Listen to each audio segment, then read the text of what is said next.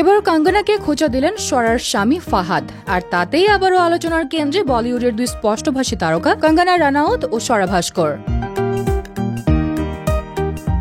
সাম্প্রতিক এক সাক্ষাৎকারে স্বরা ও তার স্বামী ফাহাদ আহমেদকে অনুরোধ করা হয় কঙ্গনাকে একটি তকমা দেওয়ার জন্য। সঙ্গে সঙ্গে ফাহাদ বলেন, আমি তাকে খারাপ রাজনীতিবিদ বলবো। তার মতে উত্তরাখণ্ডের মান্ডি কেন্দ্রের বর্তমান অবস্থা দেখেই এমন মন্তব্য।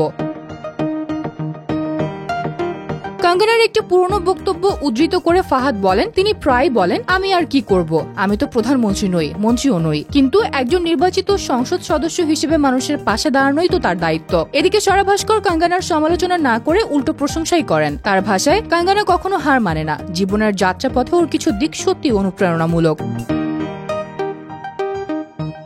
তবে অতীতে কঙ্গনাও স্বরা ফাহাদের ভিন্নধর্মী বিয়েকে সাহসী পদক্ষেপ বলে সমর্থন জানিয়েছিলেন। সেই স্মৃতি টেনে এনে ফাহাদ বলেন, কঙ্গনা বলেছিলেন, আমাদের রসায়ন দেখে তার ভালো লেগেছে। 2024 সালে লোকসভা নির্বাচনে জয়ী হয়ে কঙ্গনা রানাউত মান্ডি থেকে সংসদ সদস্য নির্বাচিত হন, কিন্তু বন্যায় ক্ষতিগ্রস্ত মান্ডির পরিস্থিতি নিয়ে তার দায়সারা মন্তব্য নিয়ে দেশ জুড়ে উঠেছে নানা প্রশ্ন। এখন দেখার বিষয় এই মন্তব্যের জবাবে কঙ্গনা কোনো পাল্টা জবাব দেন কিনা, কারণ কুইন তো সহজে চুপ থাকেন না।